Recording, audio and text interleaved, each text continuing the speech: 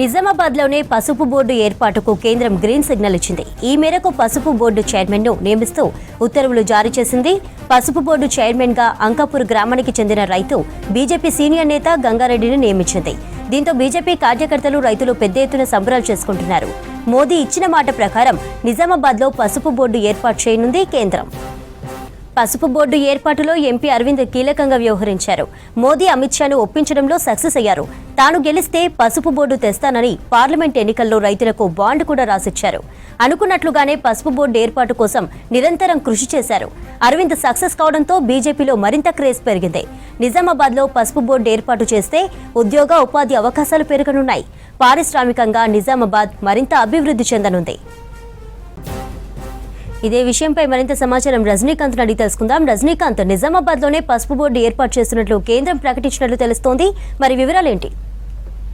చంద్రిక, నిజామాబాద్ జిల్లాలోనే పసుపు బోర్డు కేంద్ర కార్యాలయాన్ని ఏర్పాటు చేస్తున్నట్టుగా కొద్దిసేపటి క్రితమే కేంద్ర ప్రభుత్వం ప్రకటించింది. నిజానికి గత సంవత్సరం క్రితమే పసుపు బోర్డును నేరుగా స్వయంగా ప్రధానమంత్రి నరేంద్ర మోడీ నిజామాబాద్ లో పసుపు బోర్డును ఏర్పాటు చేస్తున్నట్టుగా ప్రకటించారు. అయితే ఆ ప్రకటన తర్వాత వరుసగా ఎన్నికలు రావడం, ఎన్నికల తర్వాత ఈ ప్రాసెస్ అంతా జరగడానికి కూడా కొంత సమయం తీసుకుంది. ఈ క్రమంలో చాలా రకాల విమర్శలు వచ్చినా కూడా అరవింద్ చాలా చాకచక్యంగా వ్యవహరించారు. ఆయన వ్యూహాత్మకంగా కేంద్ర పెద్దలపైన, కేంద్ర ప్రభుత్వ పెద్దలపైన, పార్టీ పెద్దలపైన నిరంతరం సంప్రదింపులు జరపడము, ఒత్తిళ్లు తీసుకురావడము, తద్వారా ఎట్టకేలకు నిజామాబాద్ జిల్లాకే పసుపు బోర్డు కార్యాలయం వచ్చేలాగా ఆయన కృషి చేశారని చెప్పొచ్చు. ప్రధానంగా అరవింద్ చొరవతోనే నిజామాబాద్ కి పసుపు బోర్డు కేంద్ర కార్యాలయం వచ్చిందని చెప్పొచ్చు. ఇక కేంద్రం ఇక్కడే పసుపు బోర్డు ఏర్పాటు చేయడం మూలంగా ఉత్తర తెలంగాణలో ముఖ్యంగా నిజామాబాద్, నిర్మల్, జగిత్యాల్, కామారెడ్డి ఈ జిల్లాలకు సంబంధించి పెద్ద ఎత్తున పసుపును సాగు చేస్తుంటారు రైతులు. చాలా ఏళ్లుగా కొంత పసుపుకు సంబంధించినటువంటి సమస్యలు ఉన్నాయి. సో ఇప్పుడు బోర్డు ఏర్పాటు కావడంతో గత సంవత్సరం బోర్డు ప్రకటనతోనే రైతులకు మంచి ధరలు వచ్చినాయి. సో ఇప్పుడు కేంద్ర కార్యాలయం కూడా ఇక్కడ ఏర్పాటు కావడంతో రైతులకు మరింత మేలు జరిగేటువంటి అవకాశం కూడా కనిపిస్తుంది.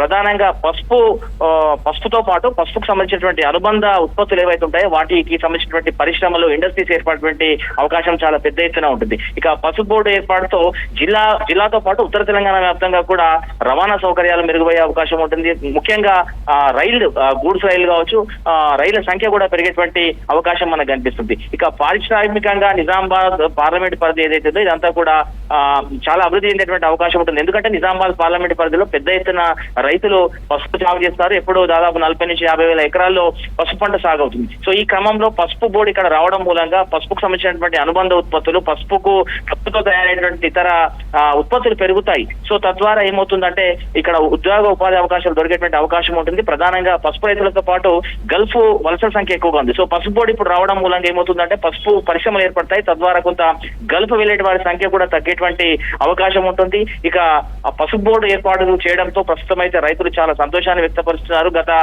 ఏడాది కాలంగా ఎదురు చూస్తున్నారు బోర్డు కార్యాలయం ఎప్పుడు స్టార్ట్ అవుతుందని. సో కొద్దిసేపటి క్రితమే కేంద్ర ప్రభుత్వం పసుపు బోర్డును ఏర్పాటు చేస్తూ నిజామాబాద్ లోనే ఏర్పాటు చేస్తున్నట్టుగా ప్రకటన చేసింది. దానికి సంబంధించినటువంటి ఉత్తర్వులను కూడా విడుదల చేసింది.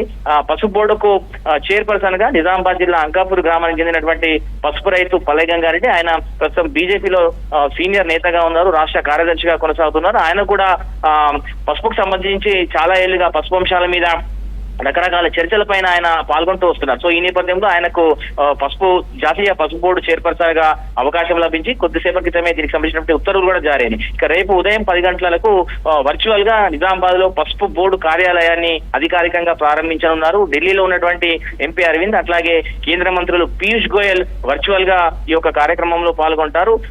అయితే పసుపు బోర్డుకు సంబంధించినటువంటి అధికారులు, వాణిజ్య శాఖకు సంబంధించినటువంటి IAS లు వీరంతా కూడా ఢిల్లీ నుంచి ఆ బృందం అంతా కూడా వస్తున్నట్టుగా మనకు కొద్దిసేపటి క్రితమే సమాచారం ఉంది. రేపు ఉదయం 10 గంటలకు స్థానికంగా ఉన్నటువంటి ఒక ప్రైవేట్ హోటల్లో దీనికి సంబంధించినటువంటి వర్చువల్ గా పసుపు బోర్డు కార్యాలయ లాంచింగ్ కు సంబంధించినటువంటి కార్యక్రమం ఉంది. సో రైతులు కూడా పెద్ద ఎత్తున ఇప్పటికే పాల్గొనేందుకు ఏర్పాట్లు కూడా జరిగినాయి. రైతులు కూడా పెద్ద సంఖ్యలో వచ్చేటువంటి అవకాశం ఉంది. పసుపు బోర్డు చాలా ఏళ్లుగా ఉన్నటువంటి ఒక డిమాండ్. సో ఎట్టకేలకు పసుపు బోర్డు ప్రక్రియ అనేది ఇవాళ ప్రకటనతో పరిపూర్ణమైందని చెప్పొచ్చు. ఒకవైపు పసుపు బోర్డు ఏర్పాటు ప్రకటన, ఇప్పుడు తాజాగా పసుపు బోర్డుకు సంబంధించినటువంటి కార్యకలాపాలు స్టార్ట్ చేసేటువంటి ఒక కేంద్ర కార్యాలయం కూడా ఇక్కడే స్టార్ట్ కావడంతో రైతులు అయితే ముఖ్యంగా పసుపు రైతులు అయితే చాలా సంతోషంగా ఉన్నారు. Chandrika, thank you Rajinikanth.